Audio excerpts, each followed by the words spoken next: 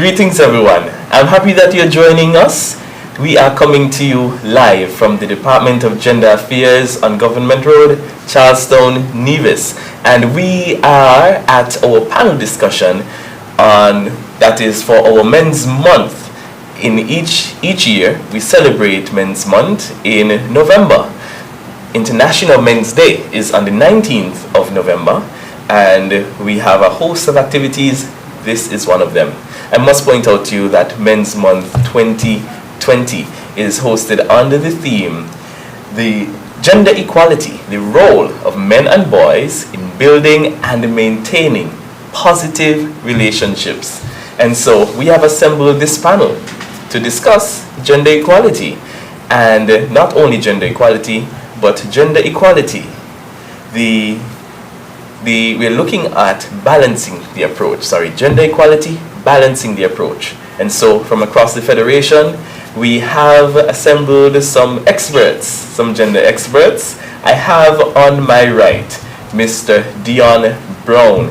He is the Field Gender Officer, and he says that he's also a domestic engineer.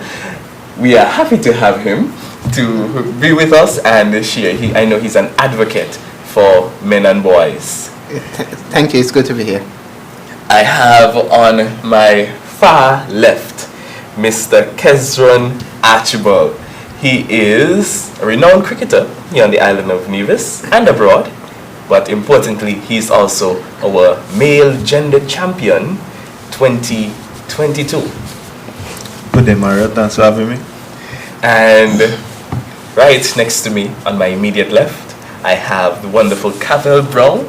She is the co-founder and president of Women of Purpose SKN. She's also the co-founder of the St. Kitts Nevis Women's Council. And she is a drag race enthusiast. Yes. I am happy that we are able to be coming to you wherever you're viewing, whether you are viewing via television on NTV or Channel 4 on St. Kitts, or you are with us via YouTube or Facebook or any other social media platform. Thank you for joining us as we discuss today gender equality, balancing the approach. My name is Mario Phillip, and I am a gender officer here at the Department of Gender Affairs on Nevis. When we look at equality, what does it really mean? Now, a word that is linked with equality is equity. And so first off, I want to introduce that as we frame our discussion. Equality means each individual or group of people is given the same resources or opportunities, free across the board. We give everybody the same thing. Conversely, equity recognizes that each person has different circumstances and allocates the exact resources or opportunities needed to reach an equal outcome. So we'll be discussing that as well as we move on. First, I want to invite our panelists to give their opening remarks, and I will start with Mr. Dion Brown. Good morning, everyone. Hi. It's good to be on this prestigious panel. I see that we have many experts here. We have Mr. Archibald and Miss Brown, who will be, and Mr. Phillip, right? Who will be have that kind of expertise in this area. I'm just here to give my layman as a commoner perspectives. So gender equality. I've seen Mr. Phillip explain and give us the definition of gender equality and gender equity, but today I want us to explore gender balance, right? And as we are speaking about balancing the approach. So as we go on to this discussion, we'll see how gender balance is so important. Thank you. Thank you so much, Mr. Brown. I'll go to my immediate left, to Miss Cavell Brown. Good morning, everyone. Hi, thank you, Mario.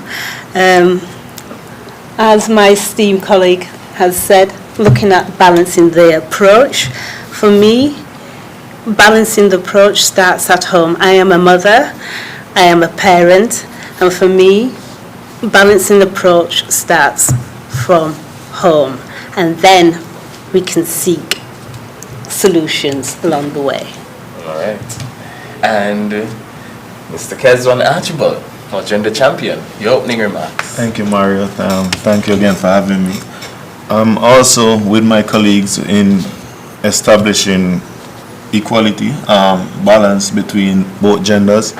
I feel like the playing field is level for all of us, and we should all. Should be.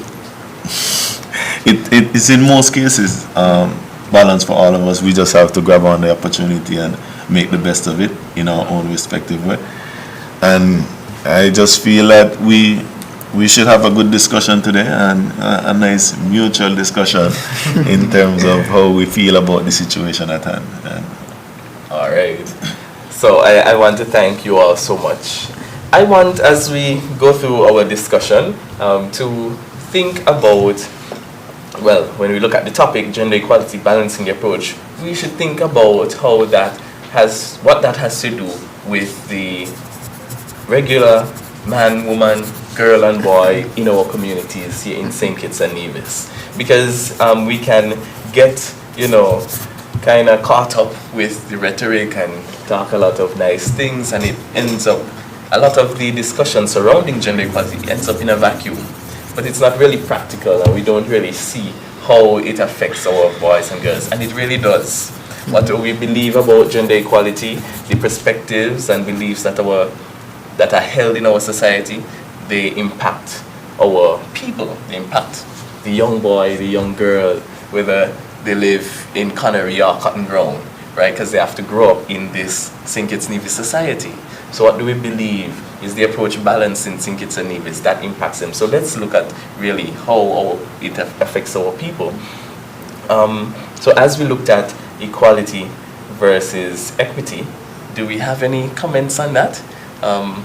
Do we want to add anything about, maybe because there have been a lot of discussion, people come to me and say, Mario, what you all do at the Department of Gender, not fair. Because sometimes you focus a lot on women. And I try to tell them, well, we have to look at who needs the most help, right? So I remember having a long discussion with a gentleman that said, you have so many programs for women. What about men? And I tried to explain to him that these programs that he was referring to, they were economic empowerment programs. And I was trying to tell him, this is where our women are behind the most. In other areas where our men are behind, the department does seek to address those areas. Any thoughts? But and then again, I understand, is the resources behind each program. So if you're putting 90% of the resources behind women program, then that's where the problem is. It's not the program itself, but the resources you put behind the program. So let's say we're not saying that it should be 50-50. We're not saying that at all. But as much as possible, it could be 70-30, it could be 60-40, right? We're not. So we're looking at how disproportionate that the resources are being distributed among women and men. That's what I think they will coming to you about. It's not that women don't need anything. Women do need. Women are disadvantaged, but we also have to look at that some men are sidelined and being marginalized, as well. So what we're saying is, women get the 60% or 70% of the resources, men should be able to get that little 30-40% percent of that resources. Definitely. Well, I think that it also, as we mentioned earlier, it boils down to a matter of equity. Mm-hmm. We allocate resources and the different needs for opportunity to people who actually need it. And I feel like in our society, it's kind of obvious and blatant that men sometimes take on more responsibilities in certain aspects of the society. As my colleague Cavell was mentioning earlier in her brief introduction before the panel started. She mentioned that she tuned her own engine, and she's into cars and so forth. And I feel like those are things that we as a community, as a society, should shine light upon and encourage and give some credit to women, so more women could feel encouraged in doing those kind of things, and then we will find the balance in. I mean, some women might want to do stuff like that, but feel discouraged because they feel like it's a men's field. So, Cavell being a champion in that area could shine some light and lead the way forward. Well, I don't feel that I am an example, because I think globally you do have female mechanics. It's just that here in the Federation, maybe these opportunities are not awarded to women to go into engineering, and I want to understand why. Why are women pushed into certain positions and certain learning skills rather than it being broad and spread across the field? So you feel maybe that they are not afforded the same opportunity? No, I mean, if I went to, I was educated abroad. Now, if I went to school here, would I have been able to learn the interest that I have now? I don't think so. And why is that? Well, let me ask this question. What is stopping a female right now to learn those fields in school? Because from my understanding, there's no barrier to females doing metalwork, woodwork, technical drawing, all those stuff. The thing is, with our society, we place these different roles on women and men. That's where the problem is. And then we guide women into doing these specific career fields and so on. So there is no barrier from women right now, from what I understand. It's accessible. So there may not be a structural barrier in the educational system that says, well, because you're a woman or you're a girl, you can't study this. But it might be a cultural barrier, then you're saying. Yes. And he's right too, because my train field is architecture. But when I first started, I started in upholstery, and I started doing classes, evening classes in the UK, and I was the only female in upholstery class. And I remember when I first went to the class, the tutor, who was a male, looked at me and said, "Upholstery?" And I said, "Yes." And then he looked at me and he said, "Upholstery?" And I said, "Yes, this is the class I'm supposed to be in." I mean...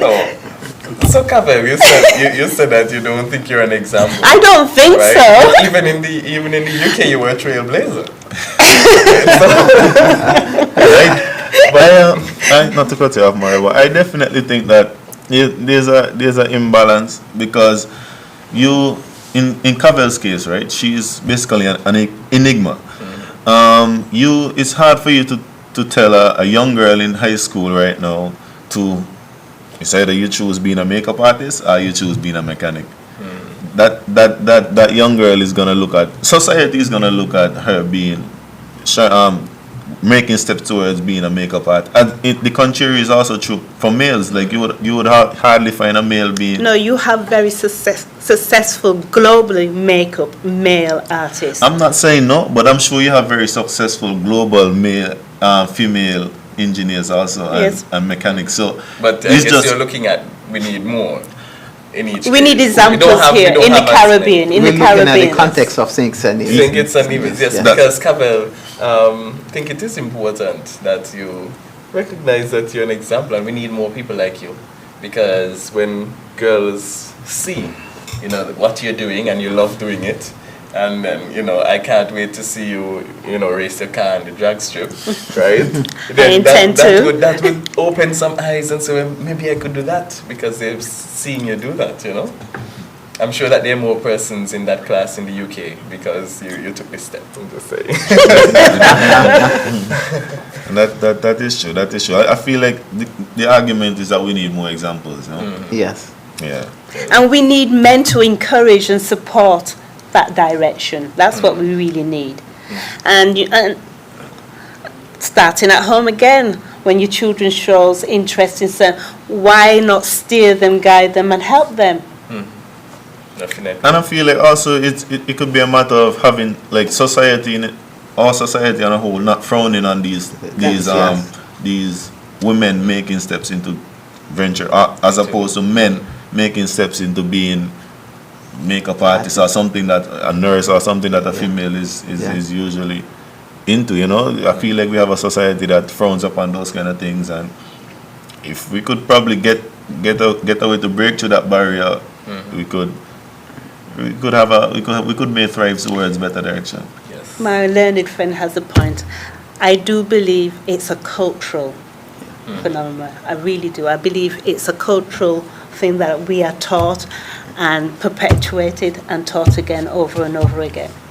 Yep. And well, Kavel, you said that we need more males to support the step when women take the step into male-dominated fields, and that's why we have Kesran here, who is the gender champion. So he would be one of the lead males to support women. I definitely will put up my hand first and support the female in anything that she do.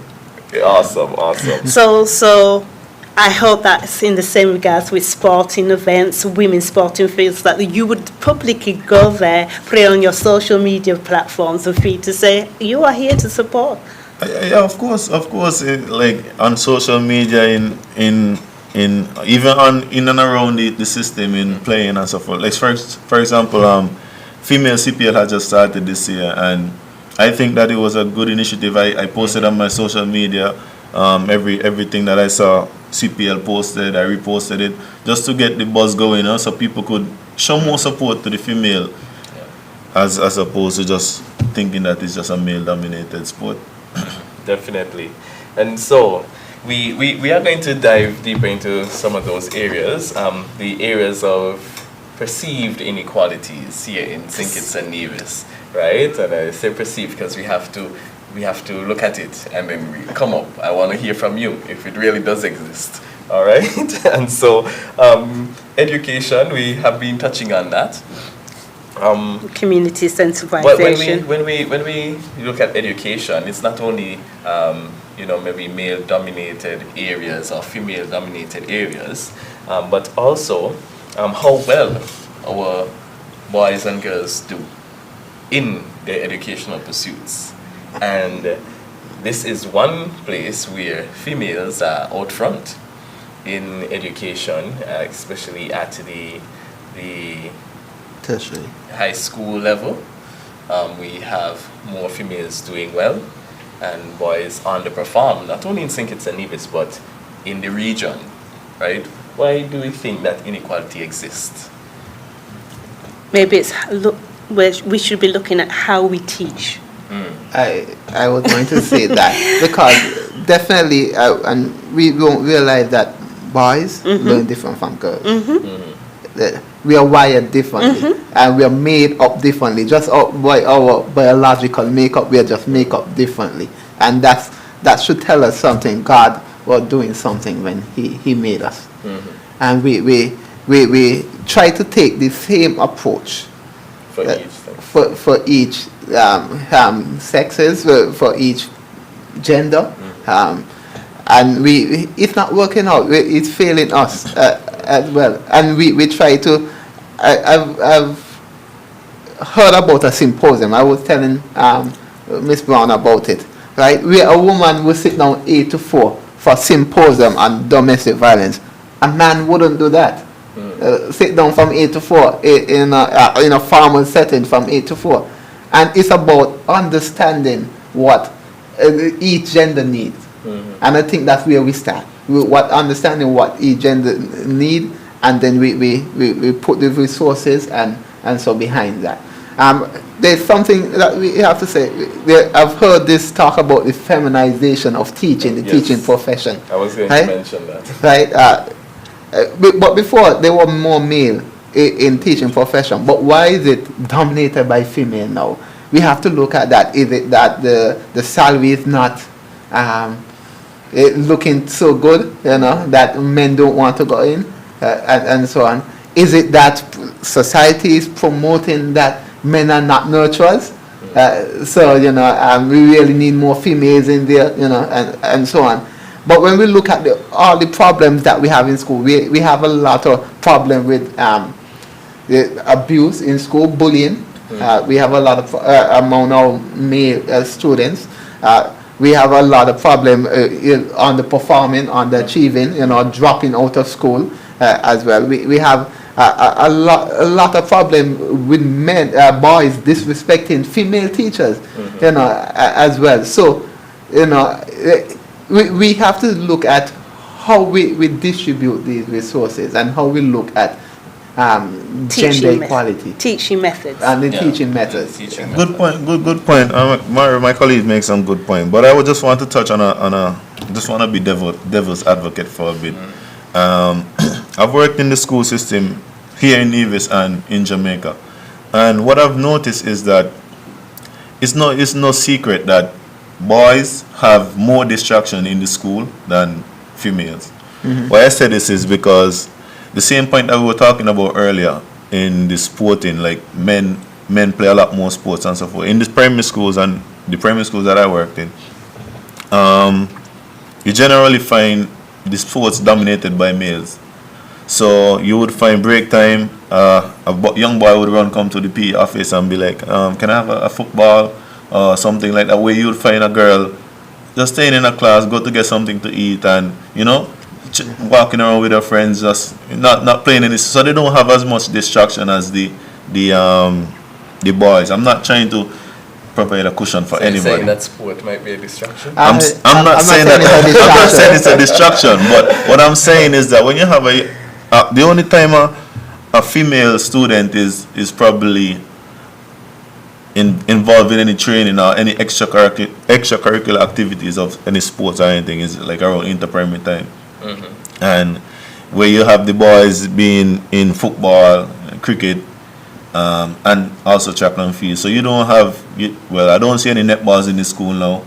The girls are not playing cricket. They don't have female cricket. They don't have, because we don't have those leagues around. Exactly. Here, right? So I feel like if I'm gonna defend the boys in any way, I would say that they have more distractions and in some instances less time, less effort put into the education. If I'm to defend them, not saying that there shouldn't be a balance, but what I'm saying is that we could look at some of these reasons as contributory factors. Okay, and they may also have less examples, role models, as Dian was talking about, the feminization of the teaching profession. And if the person that you're to look up to, you can't identify with, so your teachers coming up through primary school, I never had one male teacher, right? So you could see where that can possibly be a disadvantage for a boy, because he may get the message. All of them won't, but he may get the message that, this education thing is... It's contrary, because I understand what you're saying, but then again, predominantly you can see male are more successful in businesses and legal and government and medical fields. So I hear what you're saying at tertiary level, but therefore it doesn't balance out at the end. So I was just going to get to business as we move on in this discussion, because that's an enigma. Because if you have them women underperforming, doing better at education, then why doesn't that translate to women doing better in the work world, being hired for positions of leadership at the same rate as men, or at the same rate as their performance in education? Or are we giving inadequate men more opportunities to be leading society? Wow. That's a topic for another episode. Actually, I think it's a number of but it would be factors. logical. I think it's a number of factors. I don't think it's inadequate men. It's just as simple as we giving inadequate men the opportunities and so on. I think there are a number of factors to it. One, so in our societies who you know as well. Yeah, so you get opportunities. So women don't know anybody? See, there's certain things I just don't agree with, like the legal field. We see a lot of women lawyers nowadays. I don't have the statistics to say that it's more men than women or more women than men. We see a lot of women doctors nowadays. Back then, you could say that it was dominated by men. We're having some improvement. We're having some improvement. Where we need more improvement, maybe in enterprise. Women being on top of boards and so on, being CEOs and so on. Because those professions you mentioned, they are largely they can be considered entrepreneurial, right? Yes. And we have a need for doctors. So if you're a doctor, the hospital, you probably find a work, right? But when you can start your own law firm, you just go study your start. I think what you're alluding to is that when you're depending on somebody to hire you, right? To a managerial position, positions of leadership in government or business, you're saying that maybe that's where it's a bit imbalanced. Yes, it's a bit imbalanced, but most of the permanent secretaries are women. Most of them are women. So we're doing better. Like I said, we are doing over the years. We have been doing better because women empowerment is being pushed, and there's nothing wrong with women empowerment. There's nothing wrong with it. I believe in it. I believe that women need to be in position of power as well. They need, but it should not mean, that empowerment of women should not mean sidelining men and leaving men behind. And that's where the balance we of need force just comes. equal opportunity. Equal opportunity. So that when you come to interview, I wouldn't say I'll hire Kezran over Cavell just because he's a man. Yes. Right? Yes. And you would I don't hire him think because you have a better relationship with him. No, it should be because I feel he can do the job. He can do the job, And he has better. And conversely, I shouldn't hire Cavell just because we're looking at women empowerment and But she's that a doesn't woman. happen here in St. Kitts, and you know that. It shouldn't. But my That's what question I'm saying. is, right? Is it the case that the women, I know historically, women have been a lot more reserved after they finish their education and so forth. Now we've seen women becoming a lot more ambitious, tackling a lot more powerful fields like CEOs and so forth. But I feel like and also taking more risks, being entrepreneurs, exactly, that kind of thing. Is it the case that historically women have just been more reserved, so now we're actually seeing the outbreak of? That is not the case. You know what it's the case is because we have to hold it down at home. I was At thinking. home. Whereas men are afforded the opportunity to go out in the field, who's going to be at home? But that goes And I all was the way back. thinking about that. So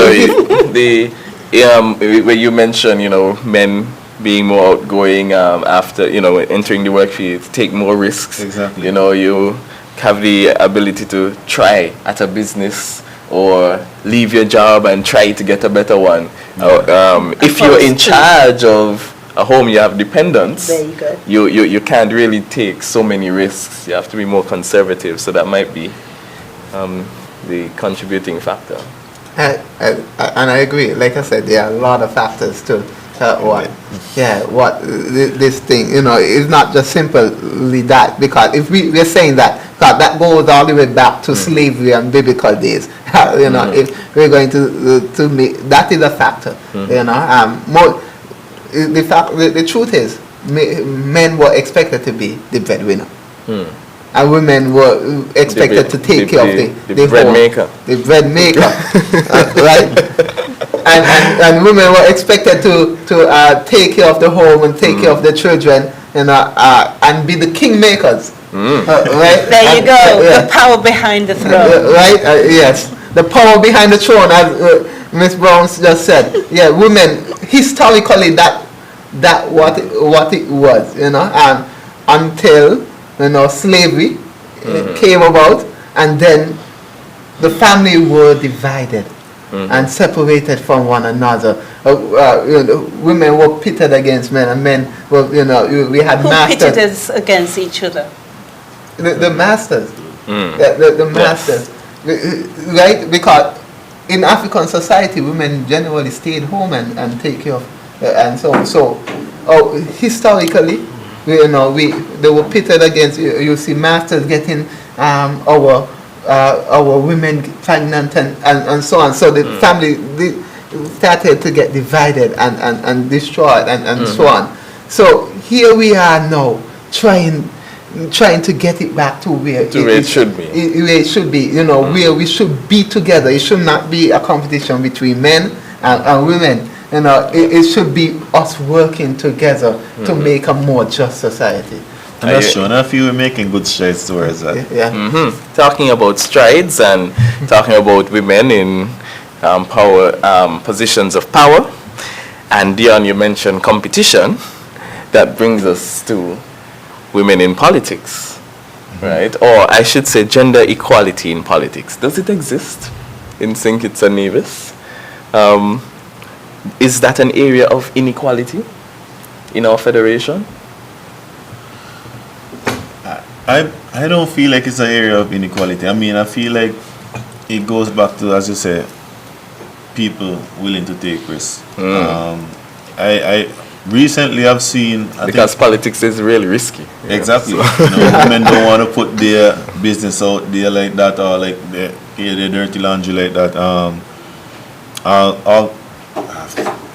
Why I feel like it's not as... is not an inequality in our society today is because look at the NIA party, for example. We have four females on this board. You have the CCM, just name one. How many of them in St. Kitts on the Labour Party? I mean, we are seeing women getting more involved with the politics. So I don't think there's an inequality to say. It's just about opportunity. And who's willing to take the opportunity. Yes. All right. So you think our government is reflective of our society in terms of the makeup in men and women? Is that what you say? I'm not saying that it's a reflective of the society. I'm just saying that I feel like the opportunities are being taken more by men. I don't feel like... So you think the opportunity is there, like, but women have not yet been taking the opportunities. But now they're starting. Now they're starting. Now they're... As you say, it's a very risky business, and women are... I feel like are more reserved. The reserve creatures. Are they reserved or restricted?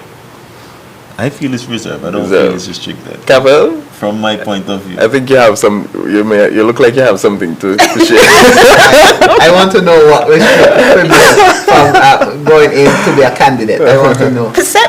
Perception. Okay. Men can go out there, wear what they want, say what they want. It's double standards, as we all know. That's so, when my colleague here says he feels it's balanced, I don't feel so. I mean, we have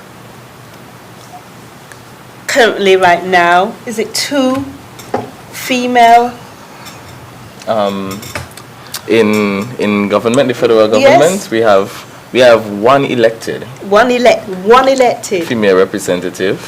I don't think there are 2 government senators, Yes. 1 opposition that's true. senator, who are female. So you feel like the imbalance is in a case of the people not voting for the females or the females not making themselves I feel the imbalance is clearly with the positions who are in power now. There are more male than female. Oh, so you're just looking at the outcome and you're saying There it's you not go. close enough It's to not. balance. So One of the... That is exactly what Go I ahead, said. Dion. I want to ask this question. So, what if more females put up themselves and they're not elected? Then, what would be our? Well, is it- that is interesting. That happened in this year, 2022, we had the highest number of female candidates in our Wonderful. general elections, right? In terms of the outcome, we cannot say. I cannot speak to that. I don't know if you all want to. But but I am happy that we had more women engaging. I know what persons would have said to me who are concerned. They have mentioned that because you can't just be a candidate, you have to be selected, right? For a party has to put you forward. And I was having a discussion with a number of persons. They said that behind the party, behind the campaigns, is a large number of women. Yes. Right? Men. Women doing the bake sales, women doing the door-to-door, but traditionally That's it's been the men, the men being the candidates, right? And so they were saying that is inequality because there are women who are involved, but they're not given the opportunity to come out front, right? And so, but I'm happy that I'm seeing more women being given the opportunity and taking the opportunity. Let me ask you this question. So, it's most of these parties are made up of women, right? They work behind the scenes. They're on selection board. So most of these persons who select men to be candidates are women, right? You then have the factor of electability. Yeah. Is it that the selectors, the kingmakers, believe that who they select, the men, are more electable? Yes.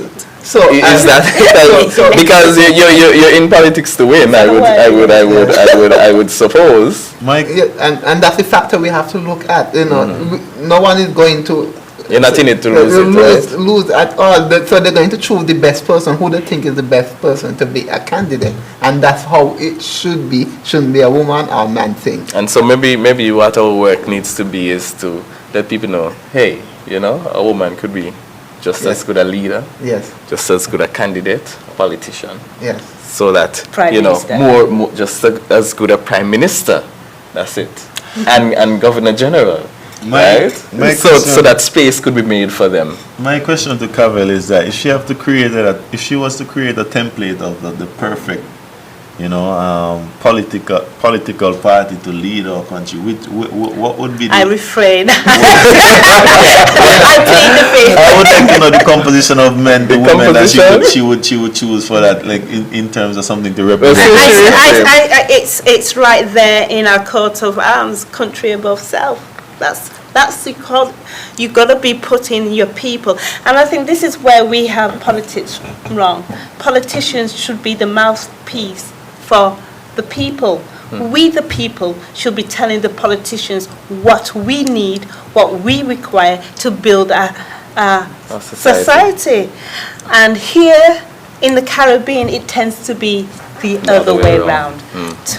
I just meant in terms of ratio of men to women, like what do you think would have been an equal balance of? She's not refraining. So go ahead, Kevin. I am a mother of 3 boys, and if I was a mother of 3 girls, I would tell them there is no ceiling. Strive. And I would not be putting any barriers in their way in whatever they choose to do. And I think a lot of parents steer their children into certain positions and jobs because that's how they culturally was brought up. Well, I would say, to answer your question, I think that our leaders should be representative of our society. And so whatever the percentage of male to female, I think a perfect representation would be the same percentage. That's what I would say. That would be ideal. The United Nations. Therefore, we do not have a balanced approach when it comes to the United Nations does say from their research that when more women are in decision-making positions of power leadership, that the society is more just. There are more legislation, more laws passed that address care for children and bring about equality, and also that look for laws that look after and make provision for the less advantaged among us. And interestingly, in conflict, they are quicker resolved. So That's research from around the world. That is how So we get balance across. That is how there we are get parliaments. There balance are parliaments that are made up of even more women than men in Africa. That's one example. I think Rwanda is the nation that has the highest. But the United Nations recommends at least 33.5% for nations who are not yet there to strive for. So that research is suggesting a few things, right? One, right, that men can't make laws, are not capable of making laws. Well, I think that is a far stretch. It said more, right? So men make laws, and they make laws to address and build safety nets for the weak among us. But it said that when women are given those positions, it's more laws are made, and the government is more progressive to do those it's sort more of likely that yes, they are. because we make these assumptions about men and women all the time. That is would have been through research looking at parliaments that are dominated by women or have a closer 50-50, closer to 50%, and rather to those that are totally dominated by men. Right, so that's the research. I didn't do the research, right? It's a very tentative topic. Yes, it is. But to move along, because we are what we should highlight though is that St. Kitts and Nevis, we are far from the 33.5%. So therefore we're not right. So we do need to go a bit further. We're closer. I think it was with our one representative being female. I think we're around 13 also. There you go. So we have more to go. So more work to do. More work to do. All right. So parenting, sports. We did touch on these a bit.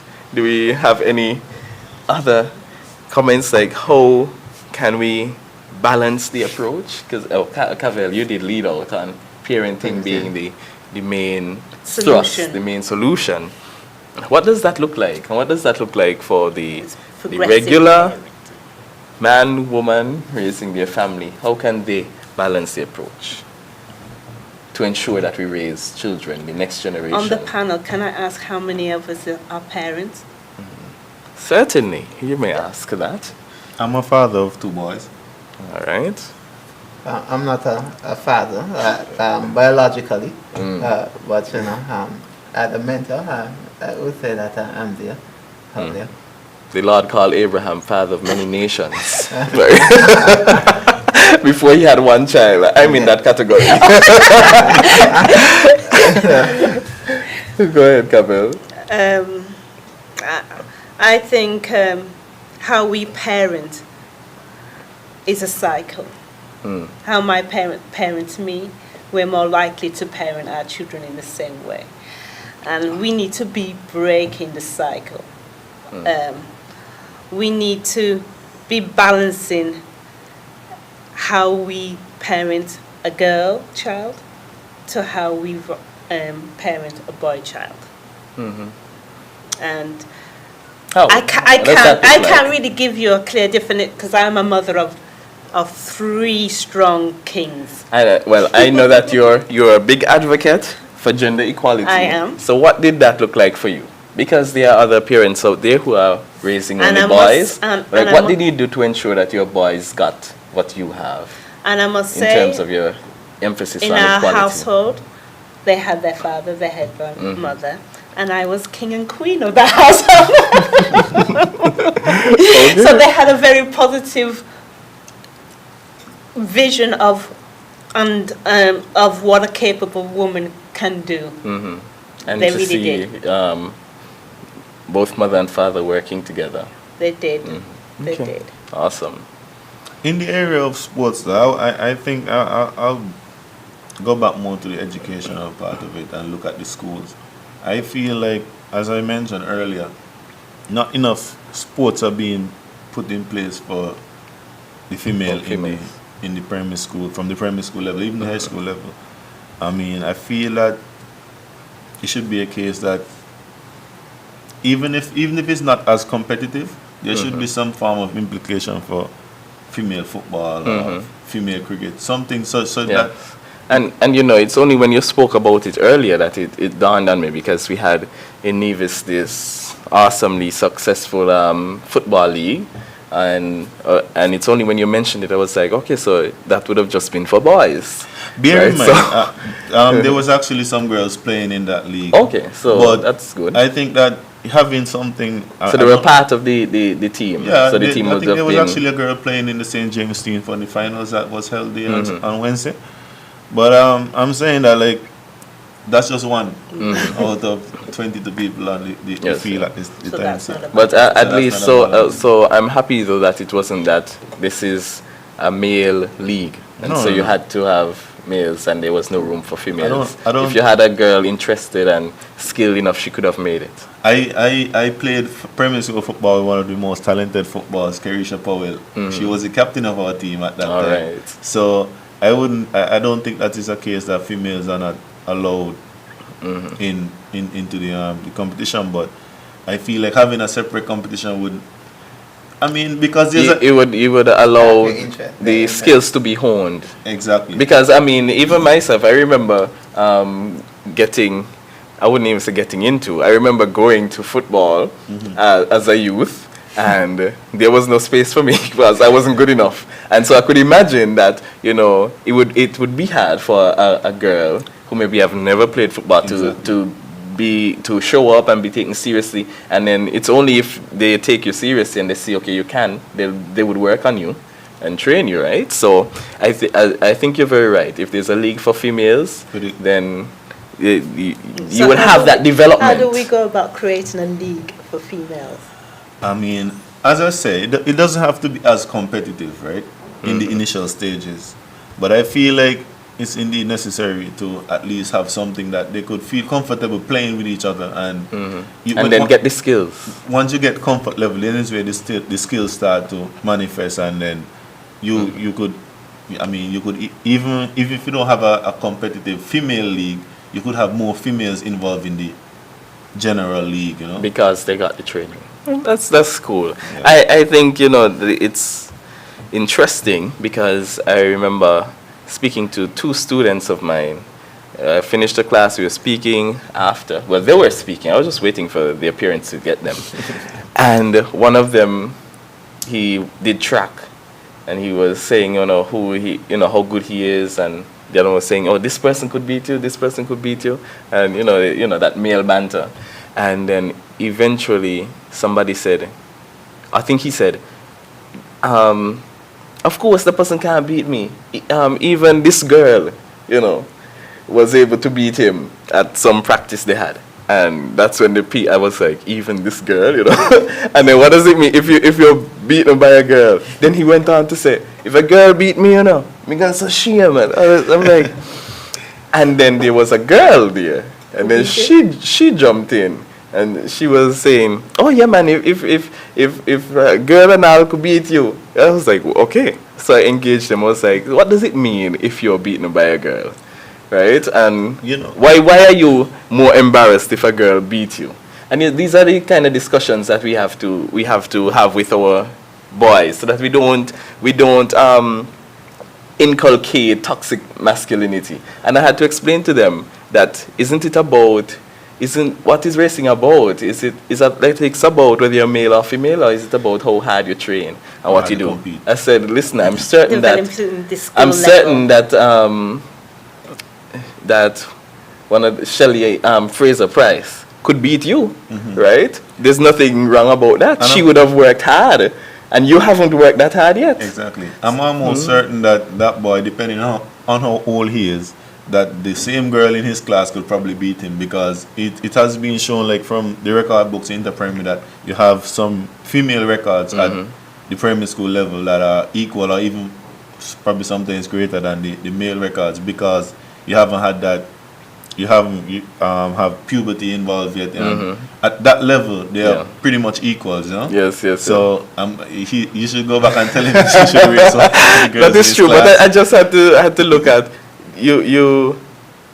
it's not about whether you're male or female. It's about who would have trained the hardest, put in the work.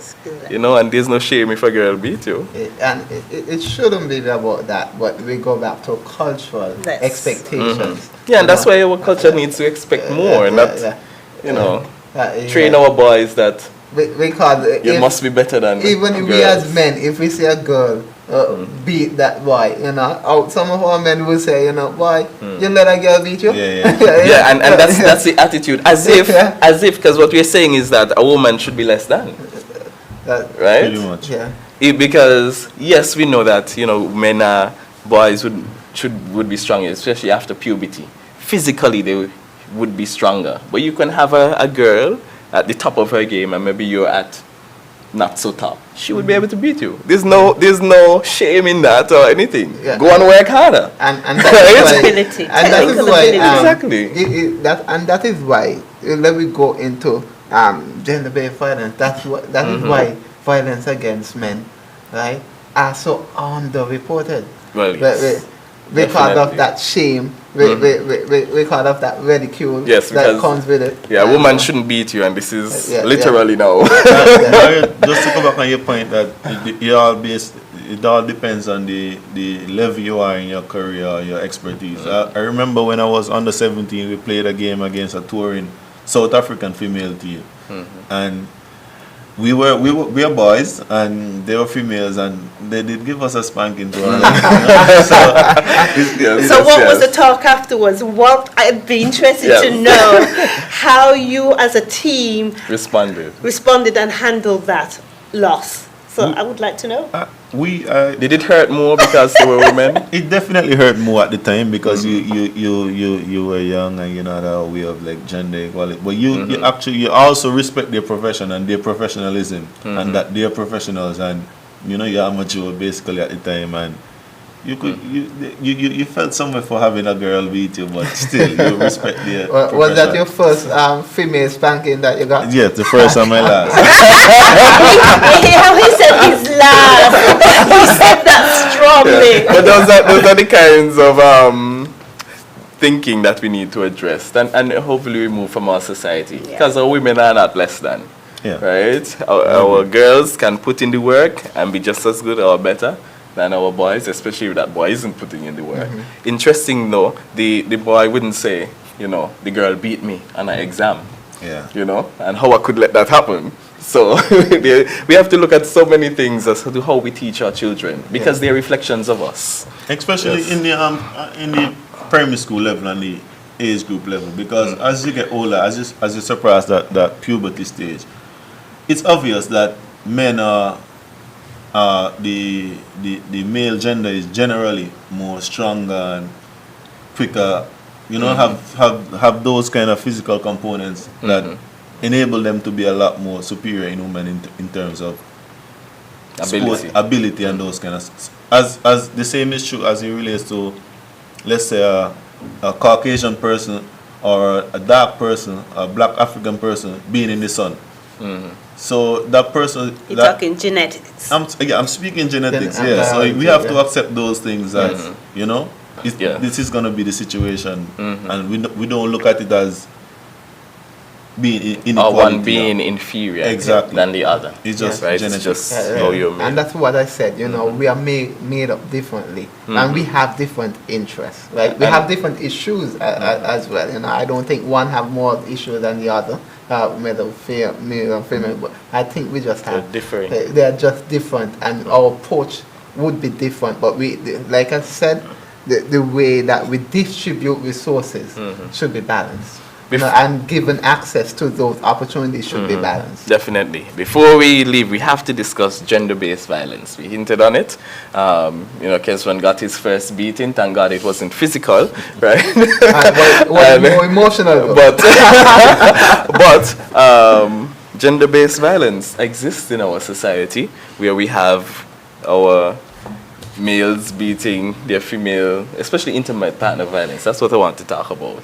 Male beating their female lovers, or females do beat their lovers as well. Dion mentioned that it's that shame that a woman shouldn't be stronger than me.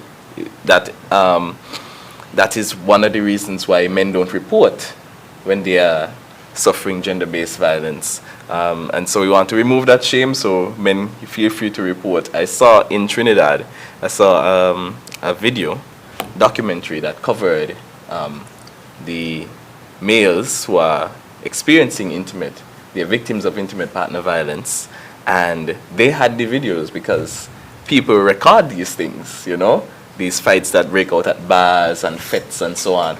They had the videos, and of course, if those videos didn't exist, you would think it does happen because they don't have the stats. Nobody is reporting it. And violence of any kind should not exist in our society. And we should have a stance against it, whether you're male or female, whoever the victim or perpetrator is. How does gender equality relate to gender-based violence in terms of our messaging, our resources, how we tackle it, how we respond when either sex is a victim or a perpetrator? I'm glad you touched on that subject and talk about how we tackle it. And I think in 2022, we really have to look at our resources, and what is out there is social media. Mm-hmm. We need to be using social media as a tool of education, mm-hmm. to reach out to victims, to show support, and so that we can address the problems. And I think we're not utilizing what we have, what is out there, to our best benefit. So you're talking about getting the message out. We also need to get the message out to the public. I think we're very poor here at getting the message out. I think we need to get the message out that we can't tolerate violence. That's right.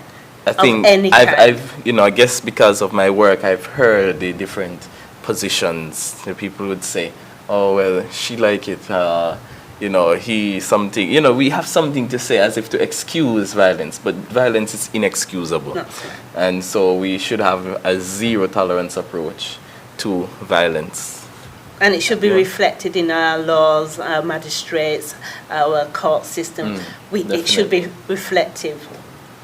And I will go back to something that Ms. Brown, my colleague Ms. Brown, said. It starts in the home. We need to teach our young boys to respect women. They are not our girls, our women and girls. They are no less than. They make sure that you value them. Make sure that you respect them. And just how you want your mother to be treated, you should treat that woman, that girl in your life, that woman in your life. We need to start there, right? And we need to start, we trying to rehabilitate our perpetrators. Yes. And I need to add further to that. We need to teach our girls their worth, so that they know how to be in a healthy relationship, and they know what is wrong from what is right and what is good for them. Yeah. And I think that's a basic. We need to be teaching our girls their self-worth. And I agree. As I mentioned earlier, I'm a father of 2 boys. And I always try to instill in them that the female gender is something you should cherish, Yes. Something you should protect, and instead of trying to bring them down, you protect them and you cherish them. As I always feel like if I had a daughter, I would have been pampering my daughter, taking her on dates and so forth. So I encourage men to do those things, to show them that from an early age that this is their value, you're valuable, and this is what you should expect and nothing less, So I feel that's an approach that some males who have female daughters, female children should adopt. As you mentioned that, one of the plagues in our society is fatherlessness, and so a lot of our daughters can't have that because the father isn't there to show them their worth. So they look at the next best thing, which is a substitute. Basically, anybody who comes. Exactly. So if a good one comes, they lock out, and then if a bad one comes, then I guess they think that is their worth, whatever this person gives to them, and that. So we need our fathers to step up and be there for their boys, to teach them the way, and for our girls to teach them their worth and what they should expect.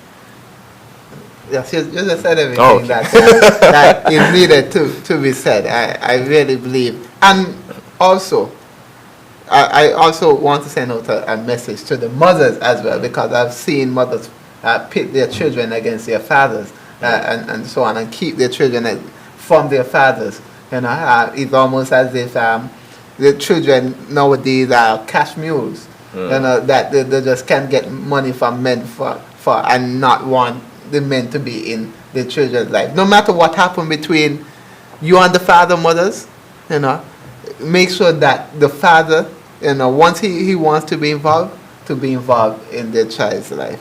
Once they are positive role models, let them be in the children's life, right?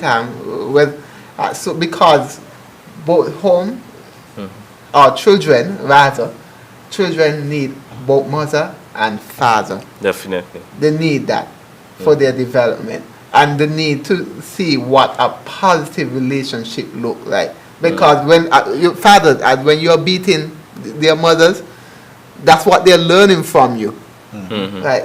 And that's what they think that a relationship should look like. What love looks like, and we grow up with a broken society. And children just repeat the cycle as they become adults, and it happens all over again. Our men just continue beating our women and so on, right? And I have another thing to say before I wrap up. I'm wrapping up now, right?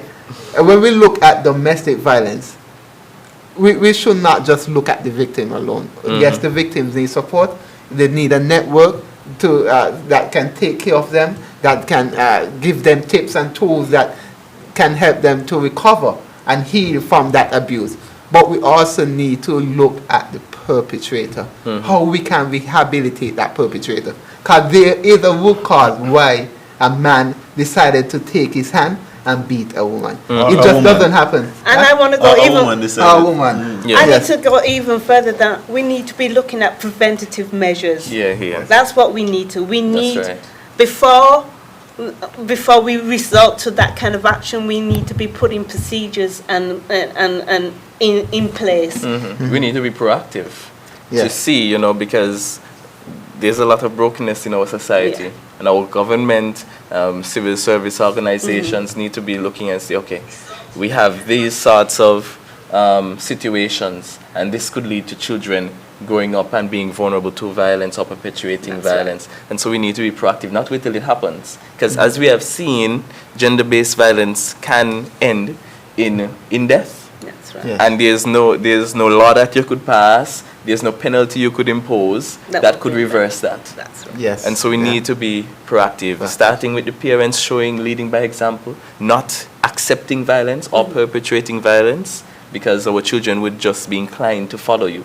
And so that's very true, Kapil. I agree with you 100%. Yes. How do we, and it's because of that, I really look at each person in an abusive relationship as victims. Yeah, they're lost. Everybody's lost. They're lost. There's no winners in that situation. So I think, and I had a conversation recently, we would have had we had 3 incidences where partners died at the hand of their partners. I was talking to somebody, and they said, yeah, we had two domestic violence deaths. I said, it's not 3, because in one of them, the one who was being abused ended up, killing the abuser. And, so I had that in self-defense, right? So I said, but he's still a victim. Yes. He was the aggressor, but he is still a victim. There are no winners in this thing. Yeah. And we need to, as you said, rehabilitate. Because if we don't rehabilitate the perpetrators or intervene to stop them before they get so far, we could lock them up and they go to jail, they come back out, they would still find another partner, they would still beat that partner, right? And so we need to look at how we could change lives, how we could reach them, find out what's wrong with them, and try to get them on the straight and narrow, get the sensitization. That's right. Yes, so I think And we need to educate the community as well, because a lot of communities witness these violence and don't step in, and they feel that it's not their place. It is their place. it is their place. Yes. It is their place. Goes back to a zero tolerance approach. That's right. So, guys, we have had a mouthful to say. A very engaging discussion.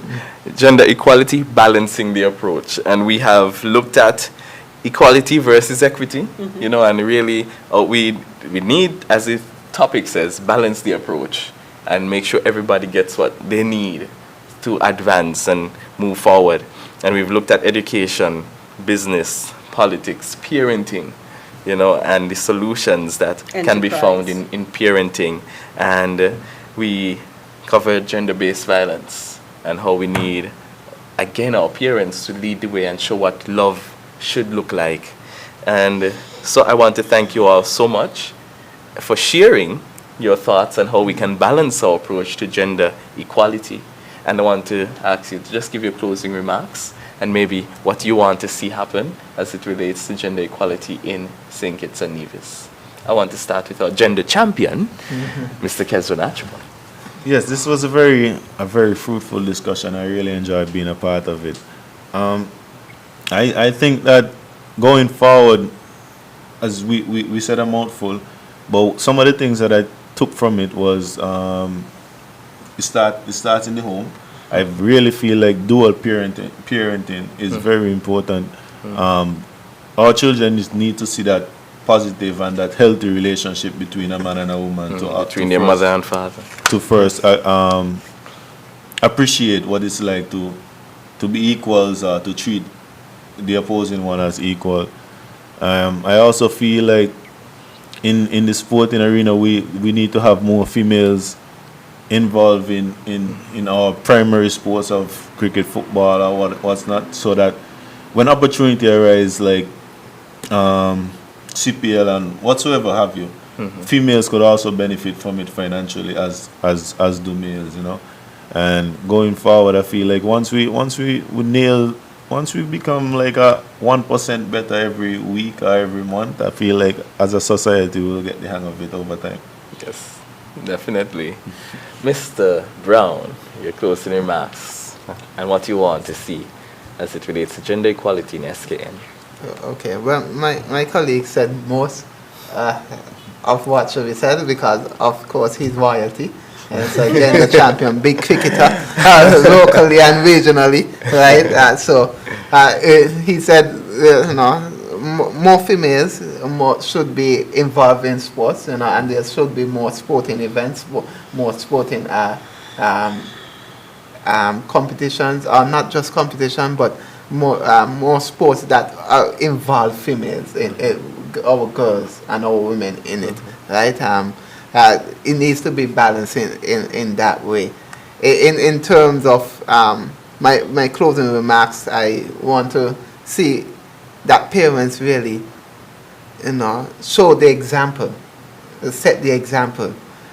Don't limit your children, whether that be your male child or your female child. Don't limit them. They can let them know they can be anything that they want to be in this world. You know, if your female child wants to do engineering and want to go into construction, don't discourage them. If they want to be a DJ, don't discourage them. If your male child wants to be a nurse, and or if they want to go into culinary or being makeup artist, right? Don't discourage them, because there is no. We should not look at these roles whether as female roles or male roles, right? Another thing I want to close with is that we need to teach our boys to respect our girls and our girls to respect our boys, and teach them about their worth, each of them about their worth, and how to value themselves and what a positive and healthy relationship look like. Thank you, Mr. Brown. And Miss Brown, Cavell Brown. For me, it's all about community education. We need to be each other's keepers, safeguarders. We need to be good neighbours. We need to have a sustainable, healthy environment to bring up healthy, sustainable children. We need to promote healthy generational growth. And I always say, this is my quote, I always say that people say St. Kitts and Nevis is small, but we are the perfect size to get it right. We have it within us to have the foundation to build a healthy society. Let's do it. Definitely. And I want to thank each of you for agreeing to be our panelists and for sharing your perspective and your passion and what you would like to see happen in our society. I want to thank you, our viewers, for sharing this time with us, for tuning in, whether you're watching via NTV on Nevis or Channel 4 on St. Kitts or on social media.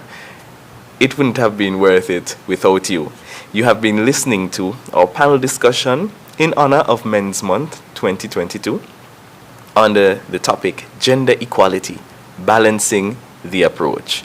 I am Mario Philip, being your moderator today, and I just want to say that we can't build a great society, if we just focus on 50% of the people.